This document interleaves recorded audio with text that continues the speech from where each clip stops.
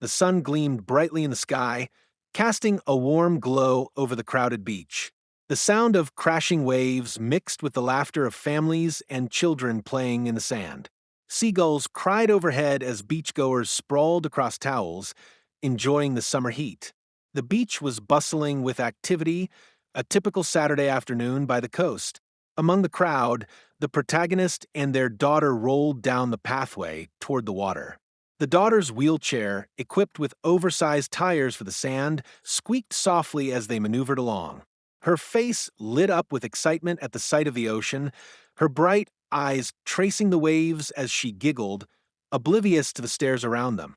"Look at the waves, Mommy. It's just like the pictures," the daughter said, her voice full of wonder. The protagonist smiled, their heart swelling with love. It was rare they could enjoy such moments. Life had been a series of challenges, doctor appointments, physical therapy, and constant worrying about their daughter's condition. But here at the beach, it felt almost normal. "Yeah, sweetheart, it's perfect. Let's find a good spot and enjoy it," the protagonist replied, pushing the wheelchair gently toward a patch of sand near the water. But as they moved, something was off. A woman standing nearby, Karen, who had been lounging under a large umbrella, shifted her gaze toward them. Her eyes narrowed, lips pressing into a thin line. She crossed her arms as she watched the duo. The protagonist didn't notice at first, too focused on finding a good spot for their daughter, but the tension in the air began to shift. As the protagonist settled the wheelchair into place, Karen stood up for a chair. Her gaze followed them, still judgmental, still disapproving. The protagonist could feel her eyes on them. But when they turned to look, Karen was already walking away. Karen muttered something under her breath, though the words were indistinguishable. The protagonist glanced over their shoulder, uneasy but dismissing the moment. They had dealt with stares before, this wasn't new. But then Karen stopped abruptly, turned back toward them, and the words became clearer. "Your wheelchair is ruining the view for everyone. Some of us are here to enjoy the beauty, not to look at that." The comment was soft but sharp enough to sting. The protagonist's breath caught in their throat. They looked down at their daughter, who was too busy playing with a beach ball to notice the exchange. The protagonist felt a lump form in their throat, but they refused to show it. Not today. Not when their daughter was happy. Karen stormed off, her footsteps quick and determined, heading straight toward the small administration hut where the HOA officials were gathered. The protagonist held their daughter's hand, trying to keep their composure. The words didn't hurt. They shouldn't have hurt, but they did. And as the beachgoers continued their activities, the protagonist couldn't shake the feeling that this moment was just the beginning of something far worse. The sun was beginning to dip below the horizon, casting a golden glow across the sand. The beach was less crowded now, the early evening crowd dispersing as families packed up to head home. But the tension that had started to build earlier in the day wasn't fading. The protagonist sat beside their daughter, who was happily playing with a small toy near the water's edge. A soft breeze carried the salty air, and for a moment it felt like everything might turn out okay. But that peace was short-lived. From the corner of their eye, the protagonist saw Karen approaching. She wasn't alone this time. Behind her was a middle-aged man wearing a formal polo shirt, a name tag reading HOA Manager. The man's face was neutral, almost blank, but his posture suggested authority. Karen's expression was unmistakable, angry and determined. Her eyes locked onto the protagonist with a fierce intensity. She came to a stop, planting her feet firmly in the sand. The HOA manager stayed a few steps behind, watching the confrontation unfold like it was just another part of the job. The protagonist stood, heart racing, ready for the inevitable. They already knew why Karen was here. The whole beach had heard her grumbling about the wheelchair earlier, but they hadn't expected her to escalate it so quickly. "You." Karen's voice cut through the calm evening air, her tone sharp, accusatory. "This is private property, and you're ruining the view for everyone." The protagonist blinked, taken aback for a moment. "Excuse me?" "You heard me," Karen snapped. "That wheelchair is blocking the sight lines for everyone around here." People come here to enjoy the beauty of the beach, not to be subjected to this. She waved her hand dismissively at the wheelchair. The protagonist's chest tightened with an uncomfortable mixture of anger and disbelief. They tried to steady their breathing, to remind themselves that this wasn't about them. It wasn't even about their daughter. It was about control, about Karen trying to enforce her own twisted idea of what was acceptable. "We're here for the same reason as everyone else," the protagonist said, their voice firm but controlled. "This is a public beach, and my daughter has just as much right to be here as anyone." Karen's eyes narrowed, and she let out a short, contemptuous laugh. "Public beach? Not when it's ruining the view. People are paying to be here, and you're blocking the experience for everyone. You need to leave now." The HOA manager stepped forward, his voice calm but stern. "Ma'am, we have specific guidelines for this area. The view must be unobstructed at all times. It's in the HOA rules." He glanced at the protagonist, giving them a sympathetic look, but adding nothing to challenge Karen's demands. Rules. The word hit the protagonist like a slap. The HOA didn't care about the people here, didn't care about their daughter. It was all about preserving a perfect image, one that excluded people like them. "I'm not leaving," the protagonist said, their voice shaking with the weight of their resolve. "You can't just ask us to go, because you don't like the way we look." Karen's face twisted with a kind of disdain that made the protagonist's stomach churn. "I'm not asking. I'm telling you. If you don't move, I will call security. You can't just invade other people's space like this." The HOA manager nodded slightly, his hands clasped behind his back. "If you refuse to leave, I'll have no choice but to escalate this. The rules are clear." The protagonist could feel the tension thickening, the situation escalating beyond what they had imagined. But they wouldn't back down. Not this time. Not for their daughter. "Security?" The protagonist's tone was laced with a quiet anger. "You want to bring security in because of a wheelchair?" Karen's lips curled into a smirk. "Don't push me," she said, taking a step closer. "I will not tolerate people who think they can just get away with breaking the rules." The protagonists clenched their fists, but they stood their ground. "I'm not leaving. You don't control me. And you don't control this beach." Karen stepped back, seething with hostility. The HOA manager shot a look at the protagonist, almost apologetic, before he turned and began walking away. The confrontation was far from over, but Karen's words echoed in the protagonist's mind as they tried to calm their daughter, who had been quietly watching the exchange. This wasn't just about a view. This was about power, about someone trying to take control of a space that didn't belong to them. As Karen turned to leave, the protagonist felt the weight of her threats settle in their chest. It wasn't just the rules.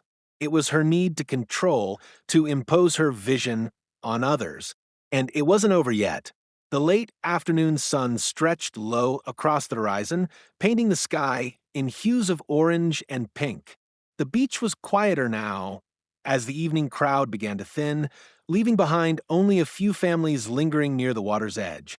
The protagonist and their daughter, having sensed the escalating tension earlier, decided to move further down the beach, away from the crowds, in hopes of finding a more peaceful spot.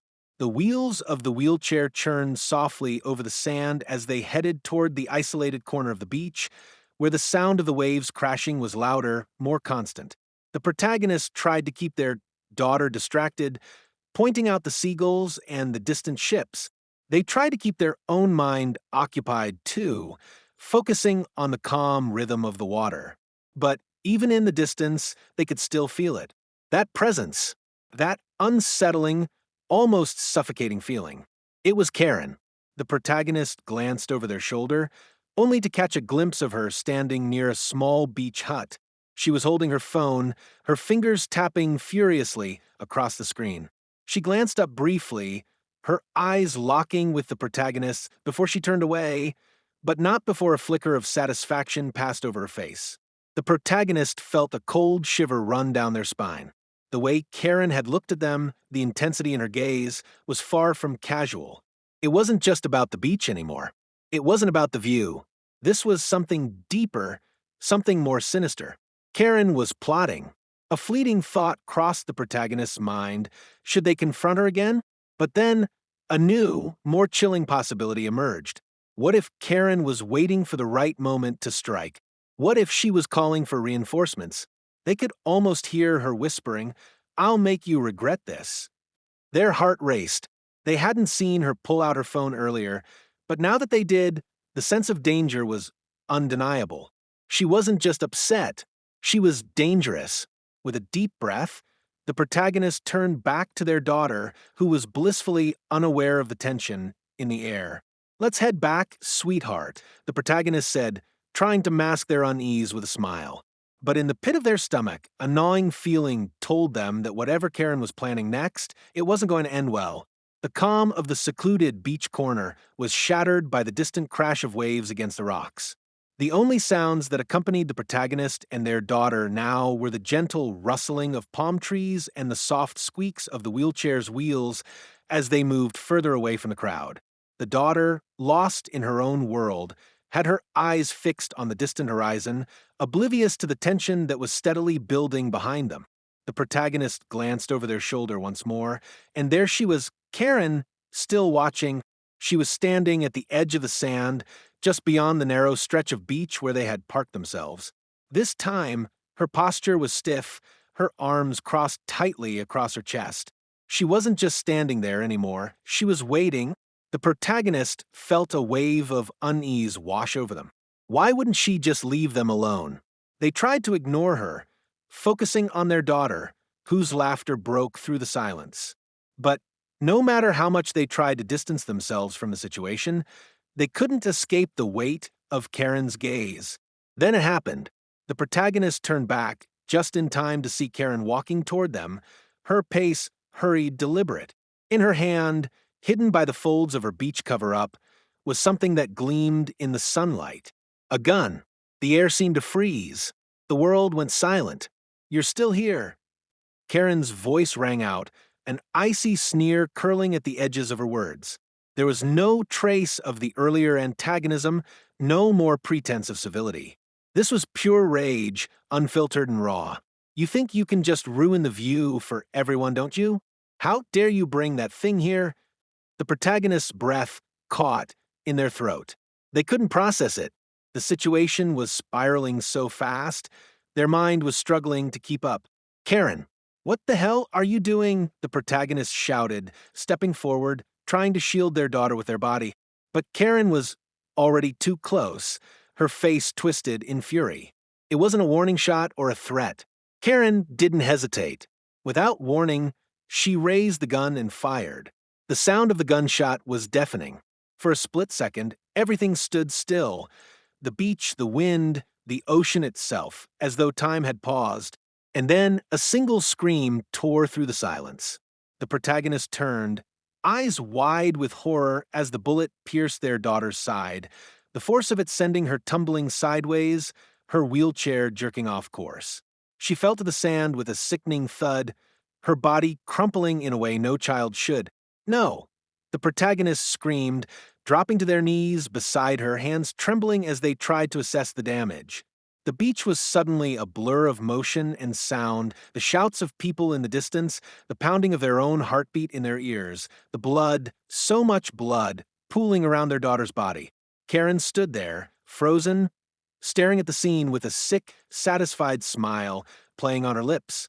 There was no remorse in her eyes, no hesitation. Just calm cruelty. The protagonist's hands shook uncontrollably as they pressed down on their daughter's wound, trying to stop the bleeding, but the blood kept flowing, and the frantic pressure was doing nothing. "Help! Somebody, please!" The protagonist's voice cracked, raw and desperate, as they screamed for anyone who might hear. But the beach was deserted. No one was close enough to help. They reached into their pocket for their phone, but their hands were too slick with blood.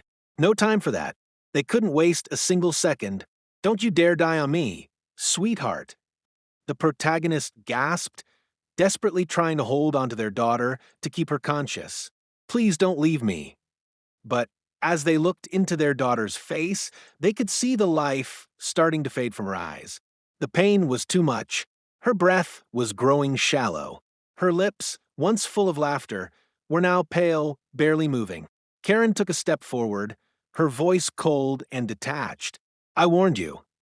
The protagonist couldn't hear her over the ringing in their ears, couldn't hear anything except for their own frantic pleas as they tried to stop the bleeding, as they tried to keep their daughter alive. But the world was closing in around them. It was all they could do to keep from slipping into oblivion themselves. With one last look, their daughter's eyes fluttered shut. The protagonist felt their heart shatter, the agony of the moment crashing over them in waves. They screamed again, a sound so raw and guttural it echoed across the beach, but there was nothing. No one was coming. The world had closed in on them, and they were trapped, alone with a terror they couldn't escape. Karen's laugh was the only sound now. It was high-pitched, almost triumphant. The protagonist's world was collapsing, and in the distance, the faint sound of approaching sirens could already be heard, but it didn't matter. It was too late. The beach had erupted into chaos. The once tranquil sound of waves crashing against the shore was now drowned out by the frantic cries of bystanders and the distant, but growing, wail of sirens. People were shouting, stumbling over each other in a panic, but no one seemed to know what to do. The protagonist knelt beside their daughter, whose body was sprawled in the sand, her once bright eyes now hollow and lifeless. Blood seeped through their fingers as they pressed down on the wound, trying desperately to stop the bleeding. "Please, please don't die," the protagonist whispered, voice shaking, the desperation in their tone almost unbearable. They had no idea what to do. They'd never learned how to stop bleeding like this. There was no medical kit, no trained hands to help, only their raw panic. But the chaos around them only intensified. The bystanders had already begun pulling out their phones, some filming, others simply frozen in shock. It was as though the tragedy had stopped the world, yet no one was helping. A few moved toward the protagonist, but none stepped closer. They hesitated, unsure, unwilling to get involved. It was as if they, too, were paralyzed by the sight of the violence. "Someone call 911, the protagonist shouted, eyes wild with fear, but the words felt hollow, lost in the commotion. One woman approached, hesitated, and then backed away. Another man, a beachgoer who looked to be in his late 20s, took a few steps forward, but stopped just short of reaching them. He fumbled with his phone, unsure whether to dial emergency services or capture a moment. Karen, standing a few feet away, was still, her face eerily calm, almost too calm. She was watching the scene unfold as though it was a show, her arms crossed tightly across her chest. She looked like a spectator, someone waiting for the credits to roll. It made the protagonist's stomach turn. "You did this." The protagonist's voice broke, their fury suddenly outweighing the panic. "You shot her. You shot my daughter." But Karen didn't flinch. Instead, she took a step forward, her voice smooth, rehearsed. "It wasn't my fault." She spoke clearly, deliberately, as though she had been preparing for this moment all along. "They were being aggressive. This woman attacked me. I was only defending myself." The protagonist's heart sank as Karen's words settled in the air. Her voice was so calm, so cold and confident. It was as though she believed the story she was telling. "You attacked me first," Karen continued, her eyes narrowing as she glanced at the protagonist. "She came at me with that wheelchair.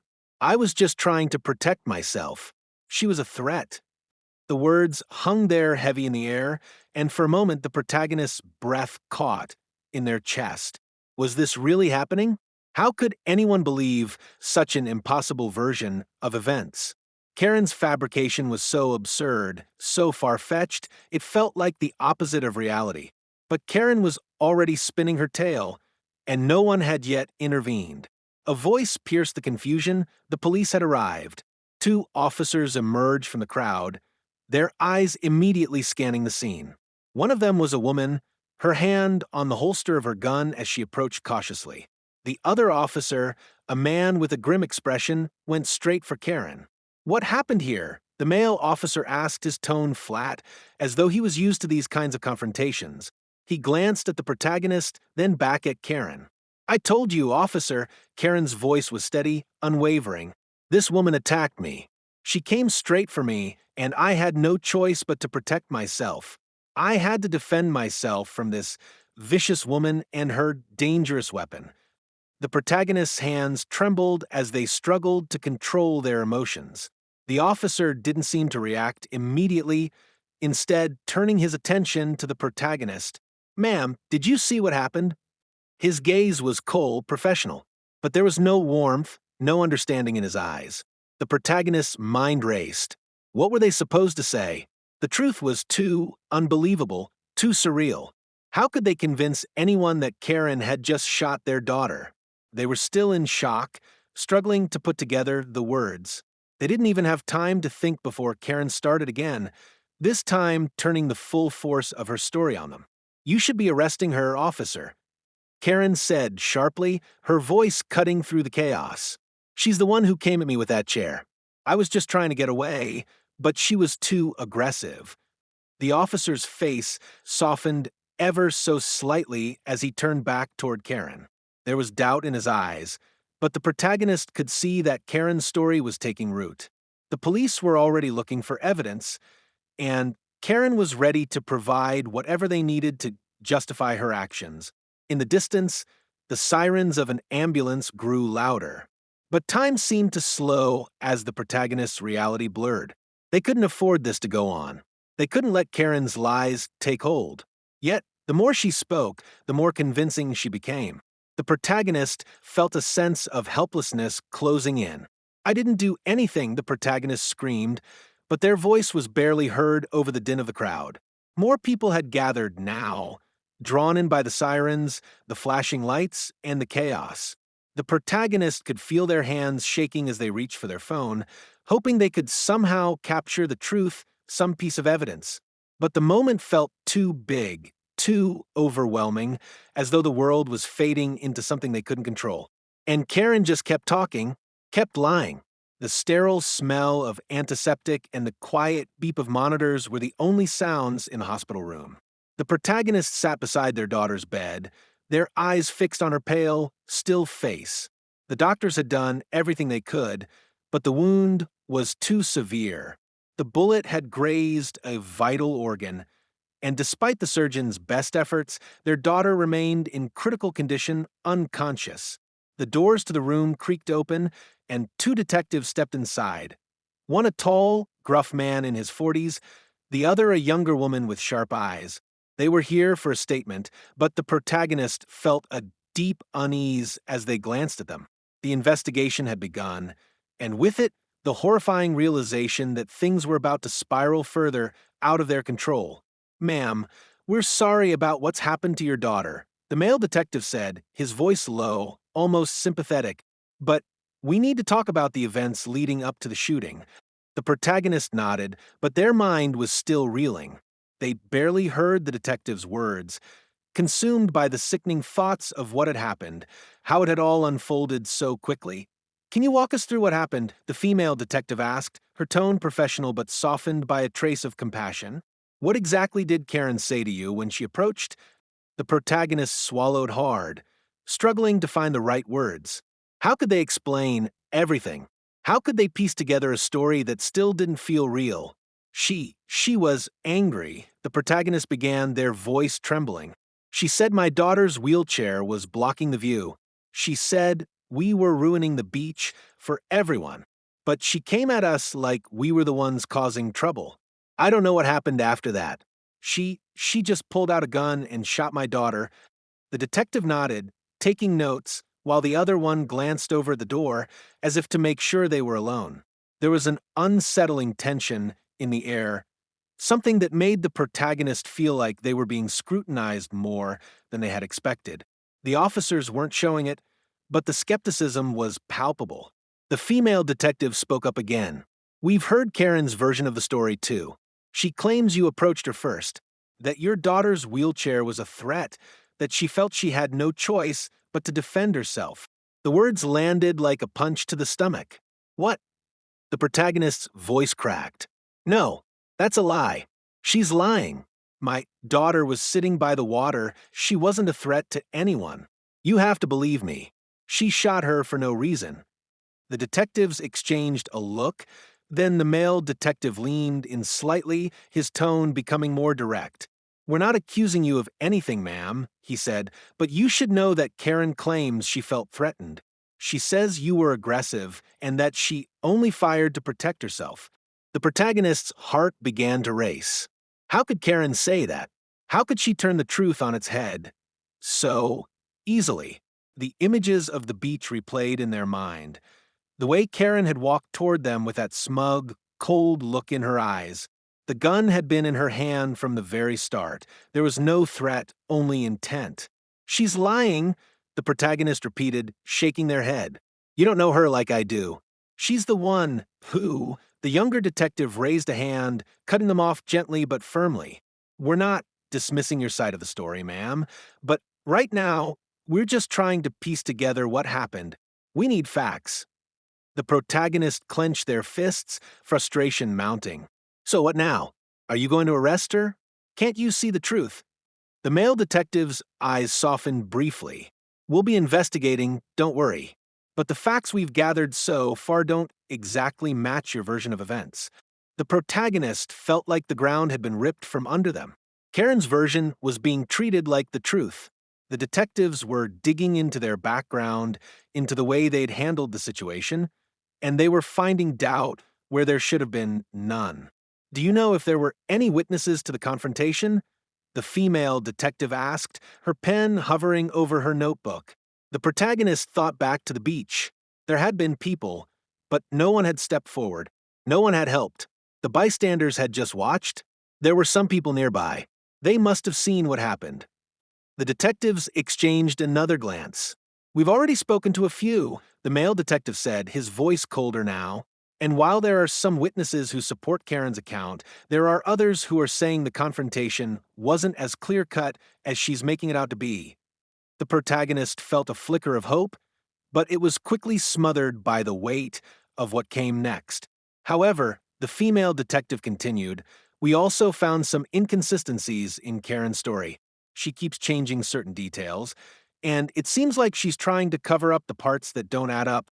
The words were a small relief, but they didn't change the cold knot of fear in the protagonist's chest. Karen's lies were taking root, but perhaps, just maybe, the detectives were starting to see the cracks in her story. But the truth was far from clear, and the more the protagonist thought about the investigation, the more they realized that Karen's web of lies might not be the only thing they had to worry about. As they sat there in the hospital room, watching their daughter fight for her life, the protagonist couldn't shake the gnawing feeling that this was just the beginning of something much darker. The room felt cold, the fluorescent lights buzzing overhead as Karen sat across from the detectives. Her posture was perfect, back straight, hands folded neatly on the table, her expression as calm as ever. The protagonist, who had been waiting outside the interrogation room, could hear faint snippets of her voice rising and falling, but it was the moments in between that seemed to stretch on forever. Outside the window, the world moved on, but inside the sterile confines of the police station, time was grinding to a halt. The male detective in the room, who had seemed somewhat sympathetic earlier, leaned forward with a notebook in hand. Tell us, Karen, he began, his tone casual yet probing. Have you had any previous run-ins with the law? Maybe something related to your property? Neighbors? Karen's lips barely twitched, her eyes narrowing for just a second before she answered. I'm a law-abiding citizen. I've had disagreements with neighbors, sure, but nothing serious. It's always about upholding standards, you know? Her voice was smooth, calculated, a rehearsed tone that suggested she had dealt with this line of questioning before. As she spoke, flashbacks began to play in the protagonist's mind, fragmented images rushing back to the surface, triggered by Karen's words. The confrontation at the beach wasn't the first time she had clashed with others over trivial issues. Karen's obsession with control, with the perfect image, had roots deeper than they realized. A community meeting was in session, held at a local rec center, and the room was packed with residents of the upscale neighborhood. The air was thick with tension, everyone whispering in low voices as Karen stood at the front, her eyes scanning the crowd. She wore a tailored blazer, her lips painted in a shade of red that could stop a clock. "I don't understand why we're still debating the rules here," Karen's voice echoed across the room. "I've lived here for over 15 years. I've seen this neighborhood decline.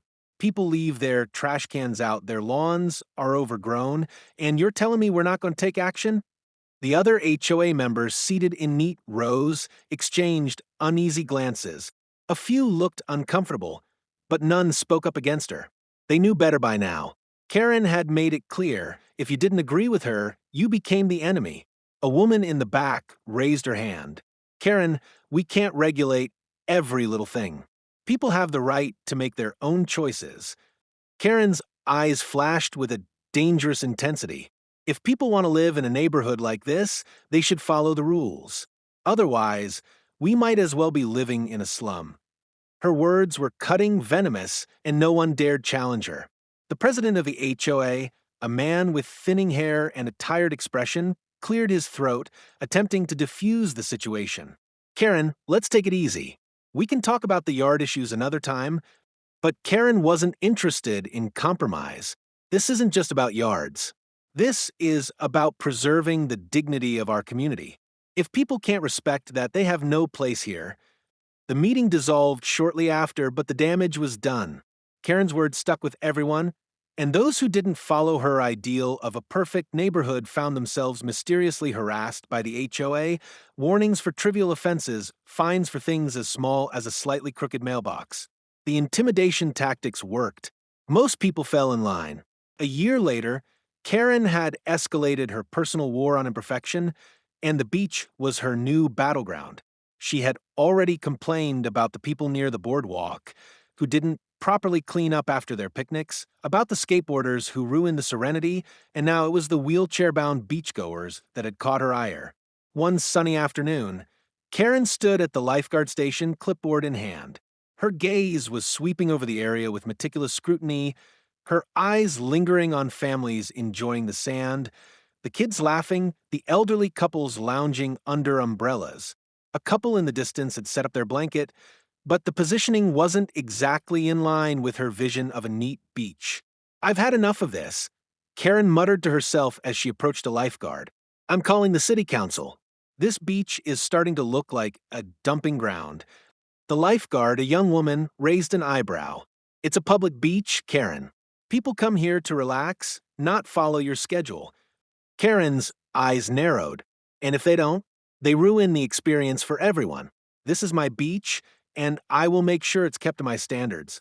The protagonist's mind snapped back to the present as Karen's voice once again filled the interrogation room. "Well, as I said, I had to do something. It was either me or her. I couldn't let her threaten me with that chair anymore." Karen was explaining, her tone sugary sweet, as though everything she did was in the name of righteousness. But in that moment, the protagonist understood. Karen's obsession wasn't just about controlling her neighborhood, it was about power. A desperate need to bend the world to her will, to maintain the illusion of perfection. The protagonist's fists clenched, the anger rising in their chest. Karen's entire life had been spent tearing others down to uphold a standard of beauty, of order, of what she deemed right. People who didn't fit into that narrow, suffocating vision were labeled as problems to be eradicated, whether through social pressure, legal intimidation, or worse. And now, their daughter had become yet another victim of her twisted obsession. The detectives, meanwhile, were still listening, but their suspicion was growing. The more they heard from Karen, the more they realized something didn't sit right. Her answers were too perfect, too rehearsed, and there was a darkness that lingered beneath her calm facade. The protagonist stood up abruptly, fists tightening. They weren't going to let Karen win. They couldn't let her continue to manipulate the situation, to twist the truth to suit her needs. Outside the interrogation room, the protagonist's resolve hardened. Karen's past was catching up with her, and the truth was starting to emerge. The courtroom was a battlefield, a place where truth and lies collided, where every word, every pause could shift the balance. The tension in the air was thick, palpable. The protagonists sat at the edge of their seat, a heavy weight in their chest as they stared across the room at Karen, who sat in the defendant's chair with a smug, self-assured smile. The room felt like a cage, the walls pressing in as the stakes of the trial grew higher with every passing second. The protagonist's lawyer, a seasoned defense attorney with sharp eyes and a relentless attitude, stood at the front, preparing for their next attack.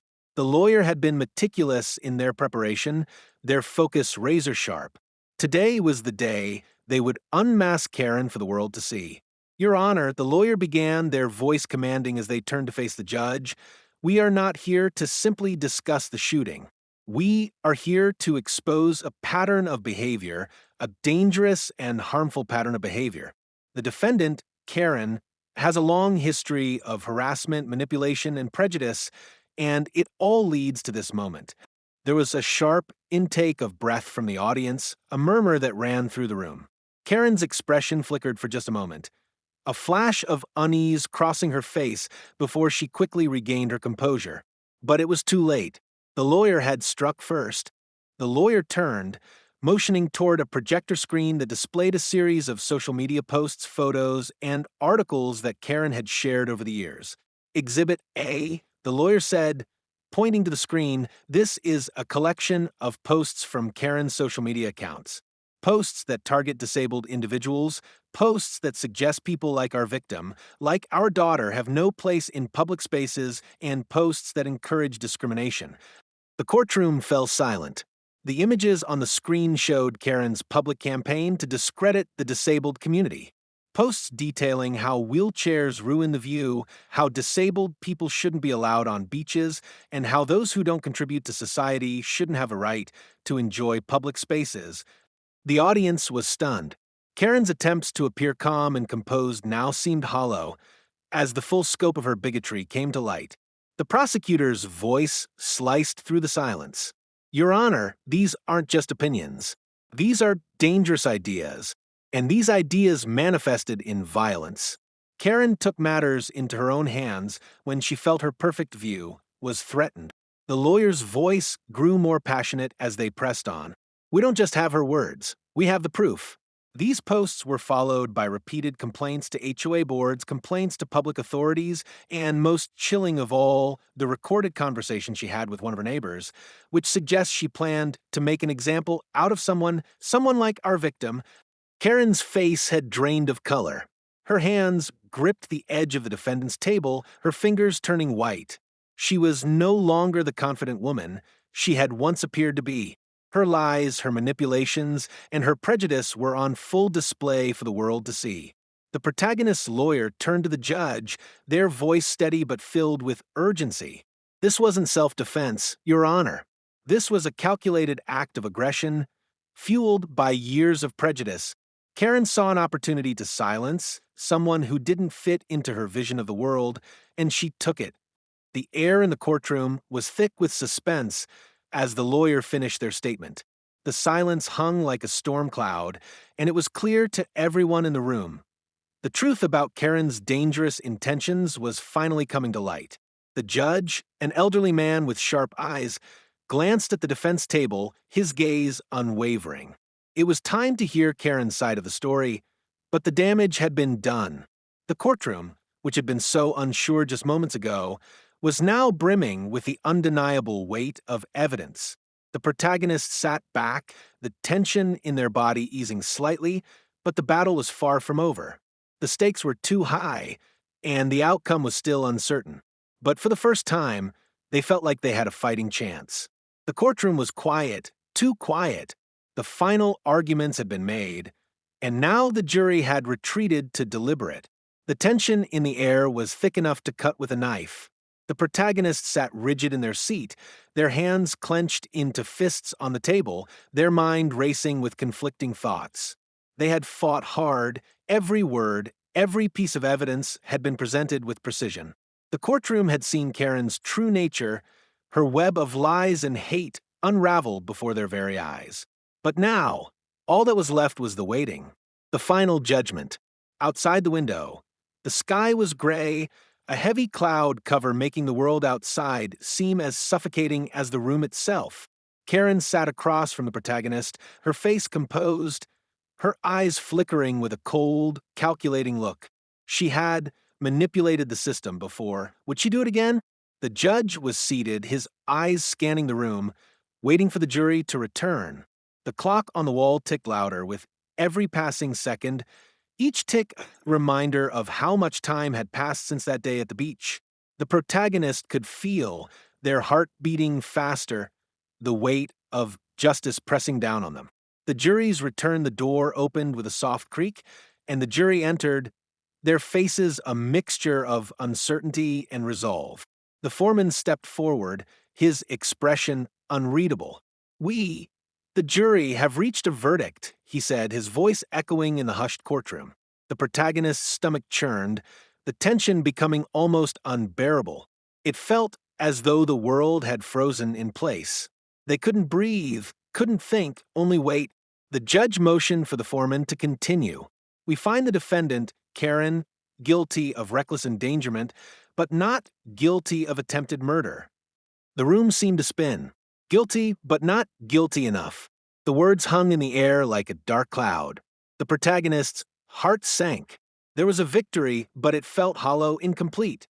Karen would face consequences, but the severity of her actions, shooting their daughter, attempting to take a life, had been diminished in the eyes of the law. The protagonist could feel the rage rising within them. Fury that this woman, who had caused so much pain and destruction, was not going to be held fully accountable for her actions. They had fought so hard, given everything to bring Karen's truth to light, but now it seemed like justice was slipping through their fingers. But then a wave of realization washed over them. Was it vengeance they sought or true justice? They had been so consumed by anger, by the desire to make Karen pay for what she had done, that they had almost forgotten what this was really about: protecting their daughter, ensuring she would have a future, despite the violence and hate she had suffered. The protagonists closed their eyes, taking a deep breath, trying to calm the storm inside. They thought about their daughter, lying in that hospital bed, fighting for her life. This wasn't about revenge. It was about healing, about making sure the world understood that such violence had no place in it. Karen didn't flinch when the verdict was read. In fact, she seemed almost satisfied, as if she had won something. The smug look on her face made the protagonist's blood boil. Her expression was one of a woman who had manipulated the system once again. She would face some consequences, but she hadn't lost. Not in her eyes. As the judge stood to adjourn the trial, Karen's lawyer leaned in, whispering something into her ear. She gave a small, knowing smile. Even now, even after everything, she was still playing her game. But the protagonist knew something Karen didn't. This wasn't over. They had made their case, and they had won something much more important than a legal victory. The truth was out, and Karen's twisted image of perfection had been shattered. The protagonist stood, their back straight, feeling the weight of the moment. The courtroom may have handed down its decision, but the battle for their daughter's future was far from over. They would move forward, not with vengeance, but with a sense of purpose. They would make sure their daughter could have a life free from people like Karen, a life where justice wasn't about revenge, but about moving forward and healing. The sun dipped low on the horizon, casting long shadows across the beach as the waves lapped gently against the shore.